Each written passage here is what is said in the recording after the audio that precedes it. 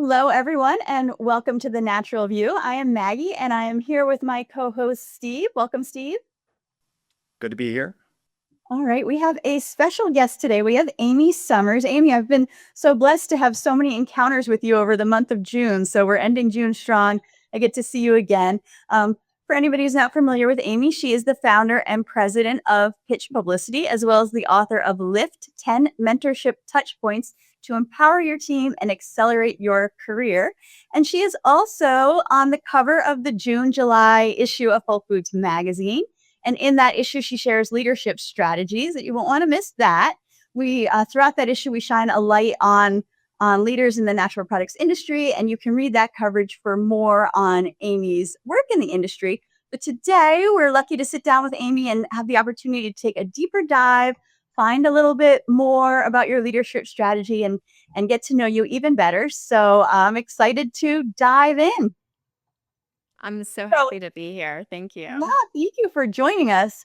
So, for people who don't know you yet, don't know your work, can you tell us just as a background or how you got started in the industry? Sure. So I discovered the natural products industry just from an experience that my former employer gave me, because my former employer was a small PR agency and they had a lot of clients in this particular industry. So I was exposed to the natural products industry. I didn't know anything about it through my work that I was doing for them. And one of my very first assignments I remember was working with the legendary Earl Mendel and pitching him and his vitamin Bible to radio producers and hosts so that he could join them and do interviews. So that was kind of my entree into this industry. And I made a lot of connections and built a lot of relationships and my network through that work that I was doing. And then I talk about this in my book, but in Lyft, but the job didn't go as planned, and I ended up looking for a job. And I was looking for a job, couldn't find one, and there were about 5 different companies in the natural products industry that I had already been working with previously, and they wanted me to continue to be their publicist. So they literally sent me checks in the mail. These companies did not know each other. They all did the same thing. They just said, just start a business. And they sent a check in the mail. I didn't even have a contract with them. And they said, just buy a phone and a computer and just keep doing whatever it was that you were doing for us. We want to still work with you. And so literally, I always say that Pitch Publicity was birthed out of this industry because it was built on the great relationships and network that I had here. And 23 years later, I'm still here today, and it's due to the incredible network that I've had in this industry and the great campaigns that we've done. And I really enjoy working in the natural products industry because it aligns very well with public relations and that there's a lot of stories to tell and there's a lot of information and education that needs to get out there that just can't fit or be allowed on a label. So communicating your story out to the public is really important in this industry. And I feel like that is something that I've been able to help companies do. Absolutely, yeah. Yeah, and I really resonate with your more non-traditional way into the industry. I would say our industry has a lot of stories like that. And your philosophy, a theme that could be pulled out is the best leaders rise by lifting others along the way. Can you give us a little bit of insight on where that mindset kind of developed? Was it more of a mentor that you worked with, an experience? Sure. And thank you for bringing that up. It is the theme of Lyft. As you help other rise, you will rise too. That was my whole premise of the entire book.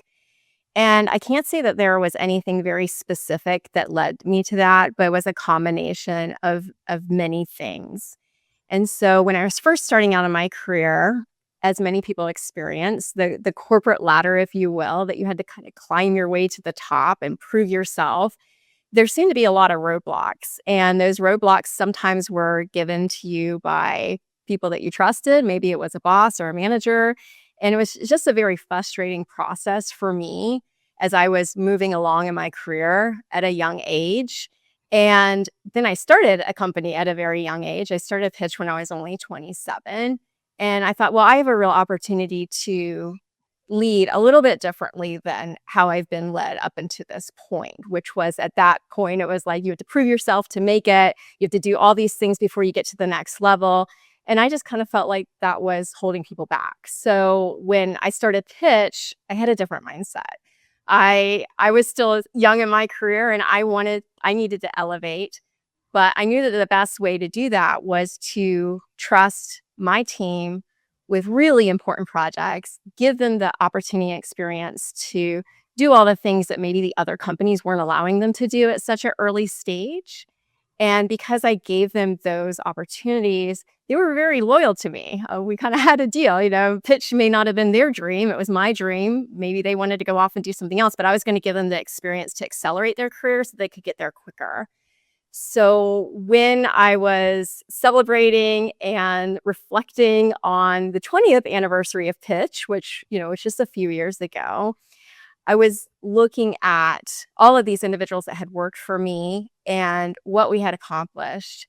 And what I realized was that, most people know me for my work as a publicist and helping other companies get exposure and getting into the spotlight, or helping, products or services get more attention and succeed. But what a lot of people don't realize about my business is that it's really been built around helping elevate people. And that's just a story I felt like needed to be shared at this point after my grand experiment with my own team on how this successfully happens. And that's where that mindset really came about. And I love that whole thoroughfare of trust because, you're talking about it at the top here, those companies who are just like, we like working with you. You're good. We see something in you.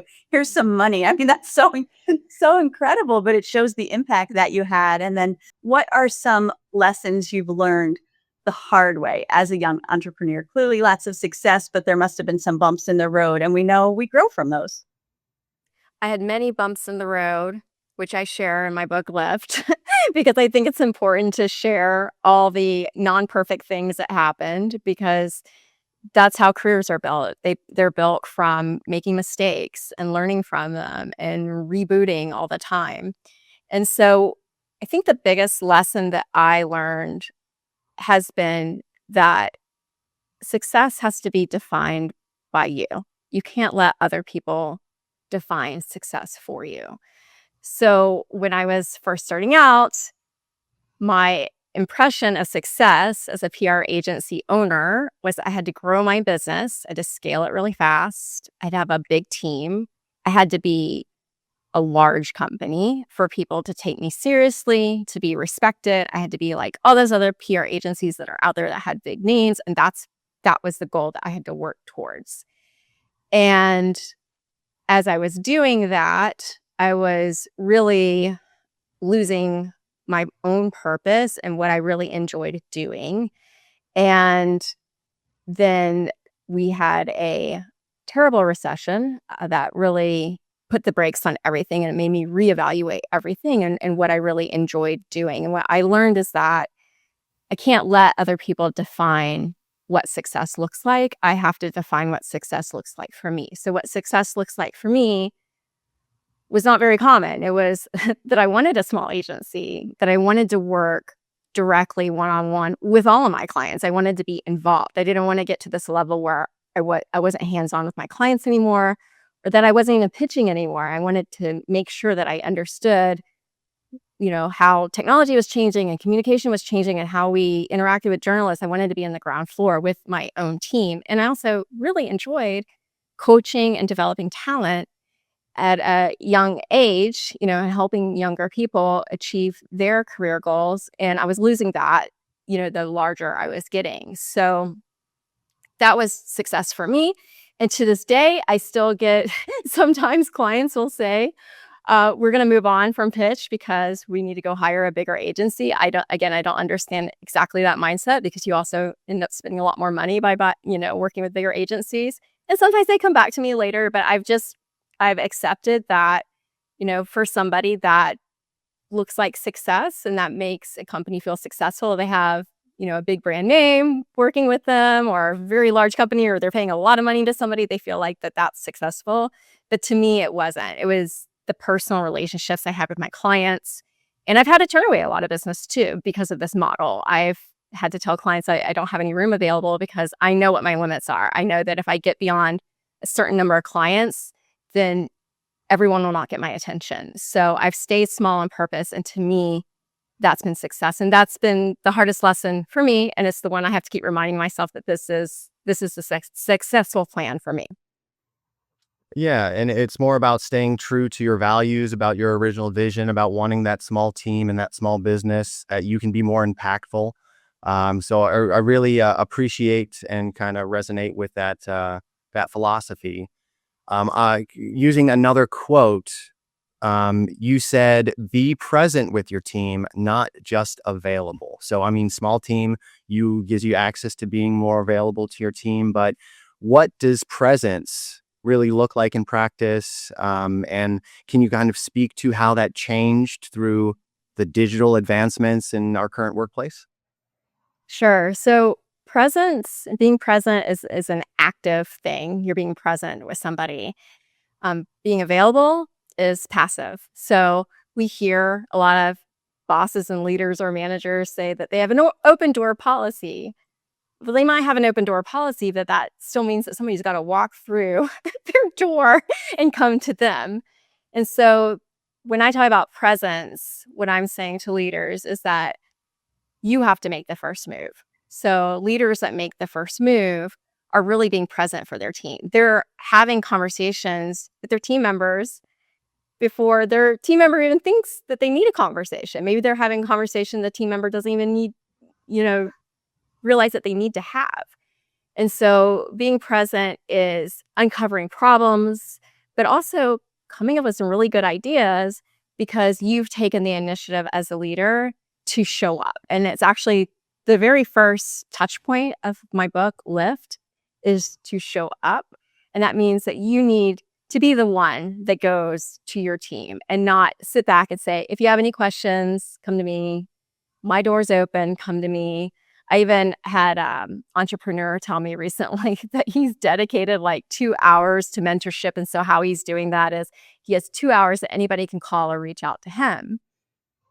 But it doesn't always work that way. And a lot of your team members and people that are just starting out, they don't even know that they need it. I certainly didn't know that I needed it. And I wish that somebody would have reached out to me and said, hey, I want to show you something that I observed, or I think that you would be better, stronger, or more resilient if you did this. And so that's something that I really am making a call to leaders to pay more attention to. And, Steve, as you mentioned, especially in this environment where we're building more screens to separate us, it becomes even more important because you can't even bump into somebody at the office and say, hey, I noticed you were wearing this outfit today, and I wouldn't recommend wearing that the next time we have a client thing, and here's why.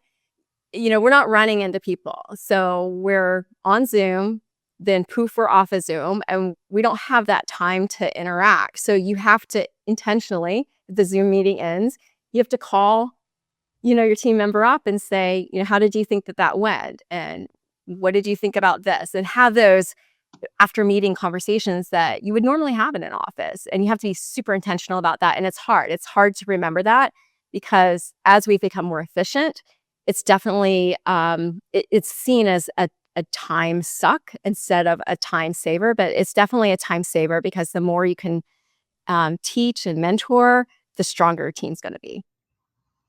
Yeah, those are great points. And I think, oftentimes when you're making a mistake, it's a mistake because you don't know you're in the process of making it. So that's one point. And also, I think for leaders who sometimes don't know that people might be a little bit intimidated of you, and you think, well, why be intimidated of me? It's fine. Just come on in, just say whatever. But I've seen that with other people, like, oh, I don't want to ask so and so because what if they get mad? And it's like, so if you're not, even if you're saying you're open, they might not be viewing it that way. So great points there. I wanted to go back to the digital a little bit, this remote access, because you started this before we all, well, not all of us, many frontline workers will be watching this, but and essential workers, but before kind of in the business office sense, before people kind of had to. So you were already doing it. So you were able to just kind of keep moving seamlessly. But what have you learned? And I think it goes for people working remotely and in the office, if they are seeing each other, about kind of working on your own and creating trust and accountability and connection and keeping that going when you're virtual, or when maybe there's just all those walls up and people aren't interacting in a shared space. Yeah, so when I took Pitch 100% remote in 2010, I did that after their session because I realized I am never going to let somebody go again because I had to pay a mortgage on an office. So it's kind of a forward thinking thought process at the time. The reason why I did it was primarily because I wanted to be more cost effective and efficient for our clients. And so by the time the pandemic hit, 10 years later, and people were scrambling to figure this out, yeah, we just kind of seamlessly, worked right through that. But I think that the next thing that I learned during that time is that the pandemic really isolated people. So although I had already been working in remote environments, my team was still able to have outside interaction with people all the time outside of our work on remote. But when the pandemic hit, then everybody was really, really isolated personally and professionally. And it really hit me more than ever at that time that there was another layer to the remote work that had not quite accomplished for my team. And that was really being super intentional about building relationship with them that wasn't just about productivity and efficiency, but it was also about caring for them.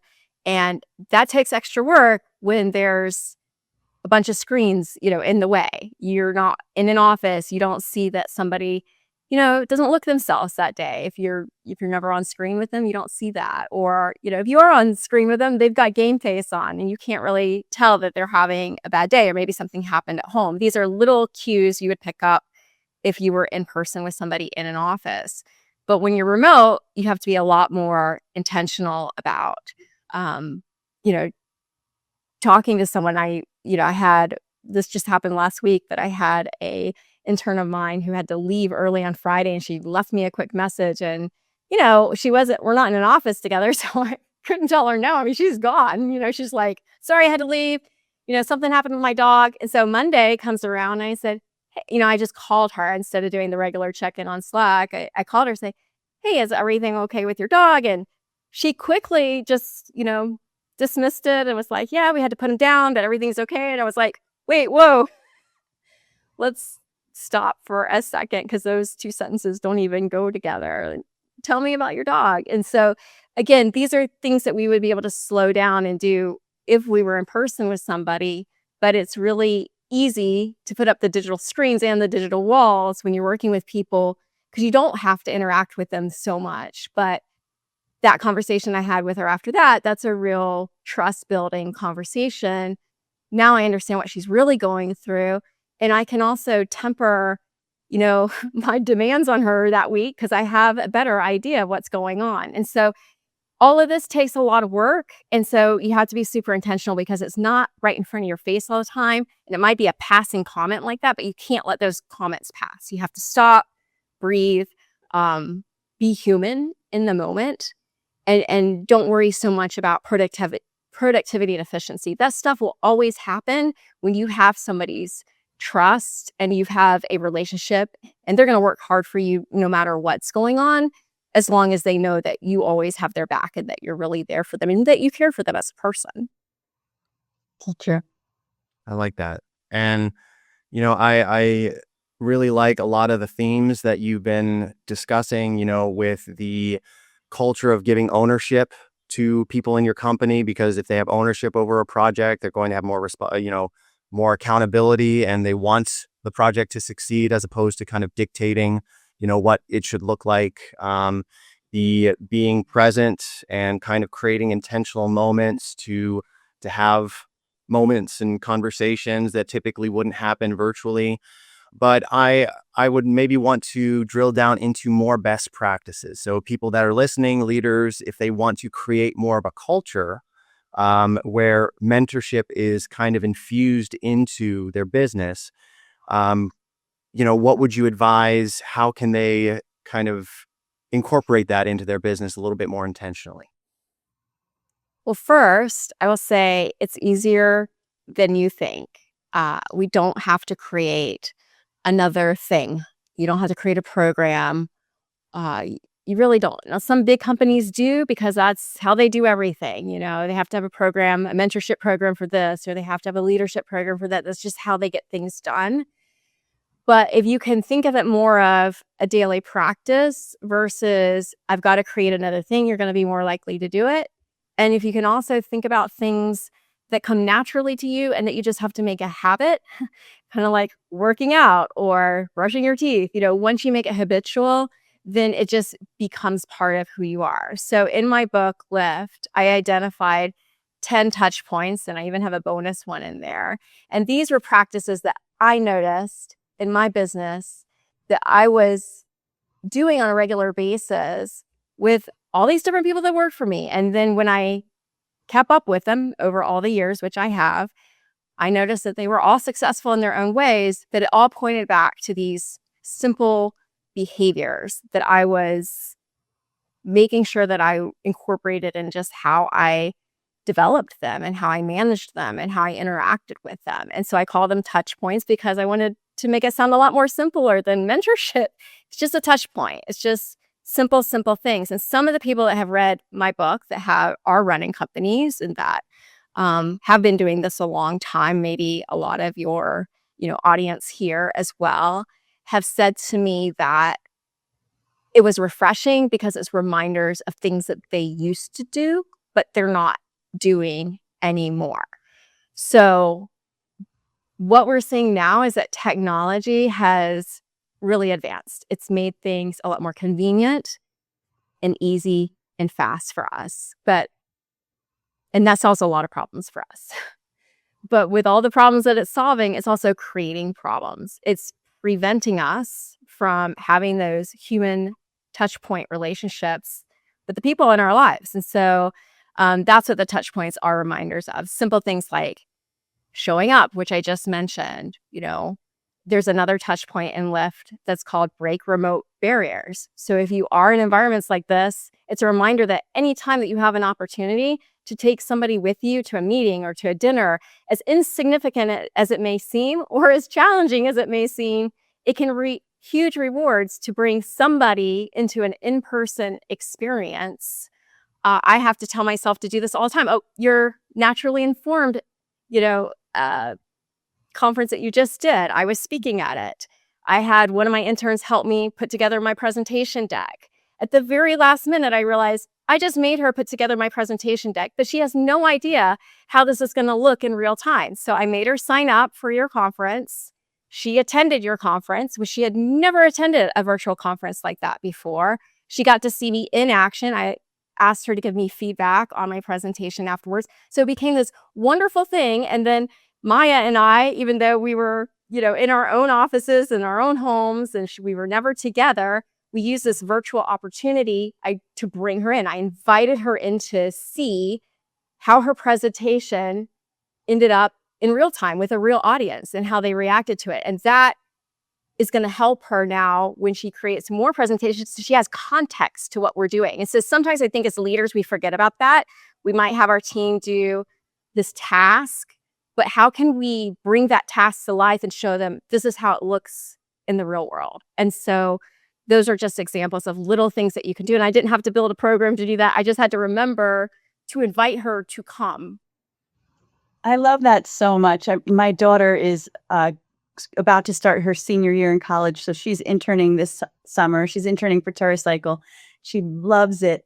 And what she loves is that they're really giving her responsibility, giving her tasks that like she's actually creating and then showing her the outcome of it, exactly like what you're saying. So I'm seeing from her coming home, 3 days a week from her internship, so excited about them giving her that trust and then letting her see how it plays out. So I love it as a member of the industry who, as a journalist, I work with a lot of your mentees and your interns, and they are, man, it's a top-notch team. I will tell you, everybody on the journalism side knows what I'm talking about Amy's team and how great they are.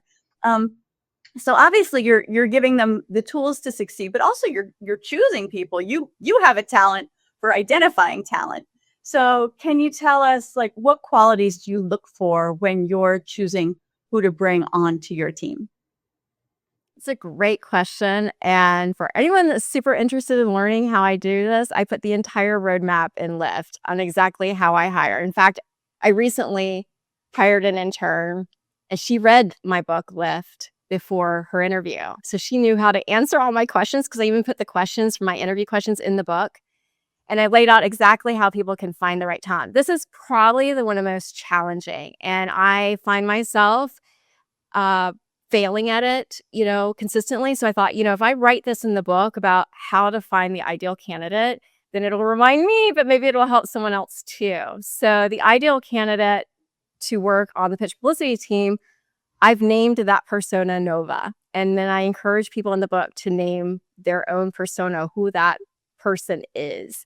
So my ideal candidate, Nova, that person, their resume isn't so slick. They don't present so well in the interview process. And a lot of times they have been overlooked for opportunities, but they're really hungry and they have something to prove, not necessarily to me, but to themselves. And so those are just some of the qualities that I'm looking for when I'm hiring, because what I have noticed, because I've tracked it over really good hires over time, like what were their qualities that made them so good?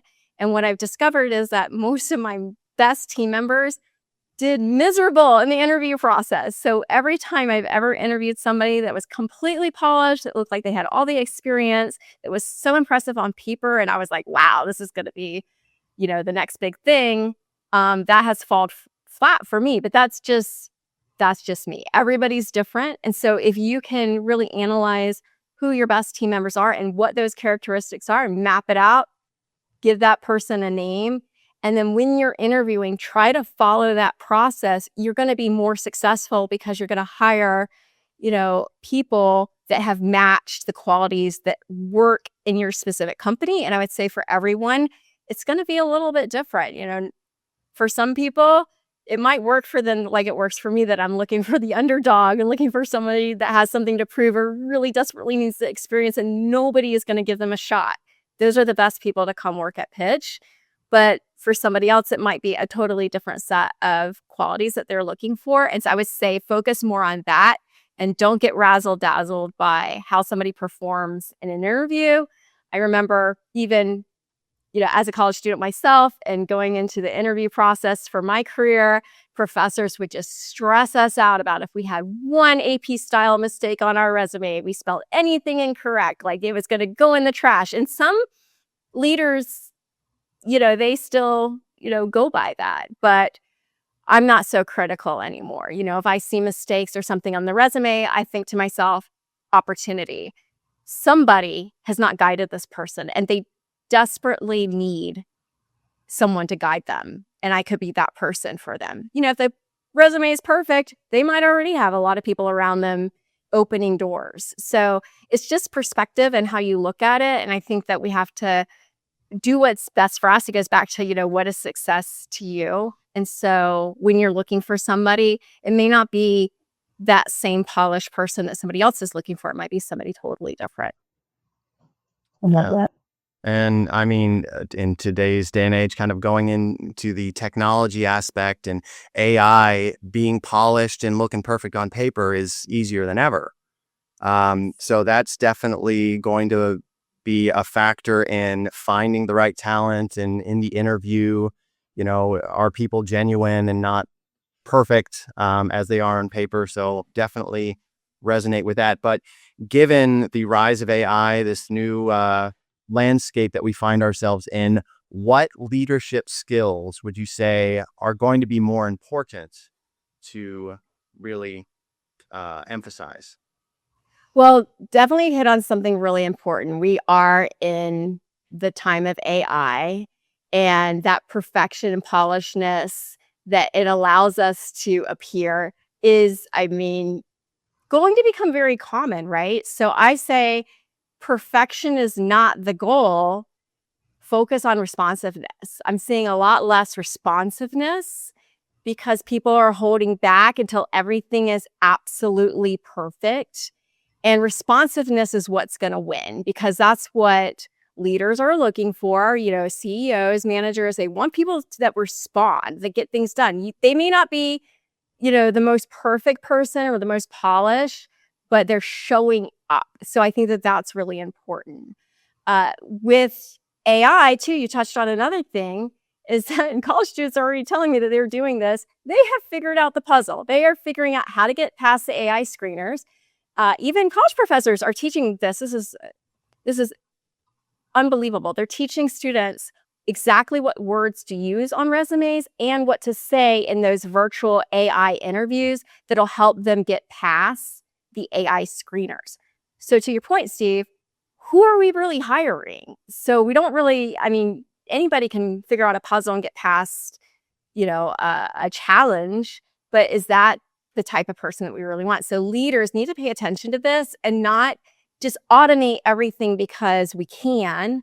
They need to step in the room, figure out, you know, see if they have any chemistry at all with the person they're hiring first, and make sure that it's the right candidate for you. Don't automate away the interview process, or you're going to end up spending a lot more time, you know, with turnover and trying to find the right person if you just automate it all. It's not a perfect process right now for the person, for the job seeker.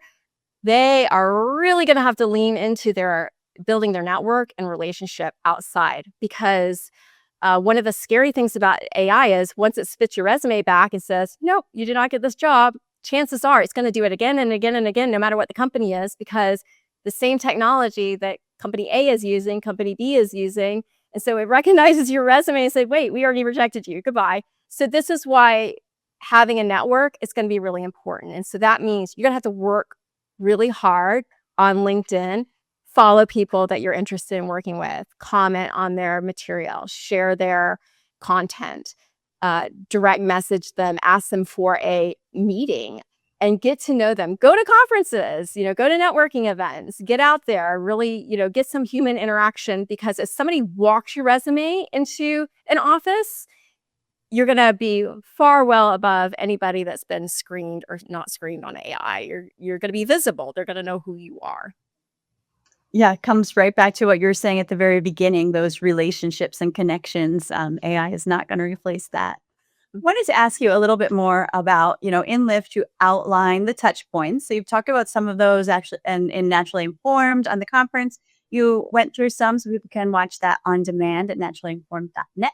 But I wanted to ask you, is there a touch point, and can you tell us about it, that you find that leaders most often overlook, like the thing that we're just not doing that really does matter, that you're like, don't miss this, do this? So there is a touch point in Lyft that I think there's many that I think we are forgetting to do. But one I think that leaders think they're doing and maybe they're not really doing is the touch point on provide purpose, especially in this industry. So I want to bring it up here specifically for your audience, is that we are such a mission purpose focused industry. Everybody is on a mission. They're going to make the world better and clean up the environment and make people healthier. And there's so much purpose and mission. And what I see companies really and leaders really struggling with is, okay, that might be your mission and your purpose, but how are you translating that to your team? Are they buying into it? Because if they don't buy into it, you're not going to accomplish your mission.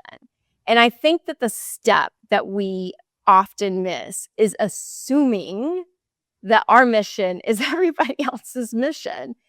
And what would be really a good practice is to communicate with your team members and find out what their purpose is, what their personal mission is in life. Have you done an exercise with your entire team just to find out what their personal, professional mission is? Maybe it's not saving the planet. Maybe their mission is something else entirely. What is it? Because if you can find out what their purpose is and then connect the dots to whatever your purpose is at your company so that they can see out of this purpose that this company has and that my leader has, I can align with their purpose to build my purpose in this other area. And then once you do that, now you've got a team that's really focused on purpose. But I would say don't assume that your purpose is just automatically translating and transferring to your entire team. It probably isn't. And they may not even really understand your purpose. So that's where you have to give them the experiential part of the business as well and let them see what the mission is really all about. Excellent. Yeah. And I mean, that's so great, trying to support your employees to find their own mission, because professional missions are going to be different depending upon who you are, for sure. If you had to envision, the people that you have worked with, that you have led, describing your leadership, 20 years from now, what would you hope that they would say? And, what would be maybe the greatest impact on their lives, their careers? Well, the good thing, Steve, is that I'm old enough that I can already tell you what they say. Because I started Pitch at age 27, and here we are 23 years later. I have part of my research for the book was my podcast, Pitch Live with Amy Summers. So every single month, I actually interview one of my former workers, employees, team members, interns to find out where they are now and to find out what impact I had on the start of their career. And something that has consistently come up, so I can tell you with certainty this is what comes up with many people, is that they'll say that I saw something in them that they did not see yet, and I pulled it out of them. And so that would be what I would hope that continues to happen, that I can continue to spot talent in somebody and their natural born talent.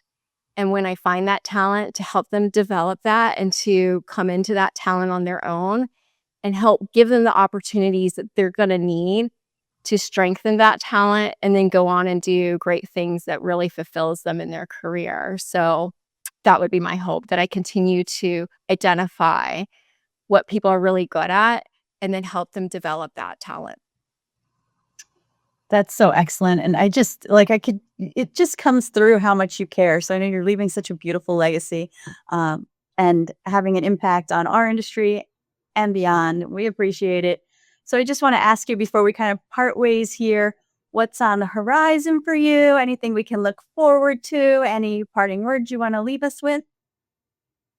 Yes, thank you. So for me, I would say that, the book is out. I have, lived the whole roadmap of what we've built behind the scenes at Pitch Publicity. But for me, the future is really helping leaders tap in to relationships and to really understand the value and importance of mentorship, that not just as that trendy word that we think we have to do, but to really see it as a leadership lifestyle, that part of your job is developing the next generation. That is our job. A lot of times generational, that we'll complain about the generation beneath us, or they don't do it this way, or they should do it that way.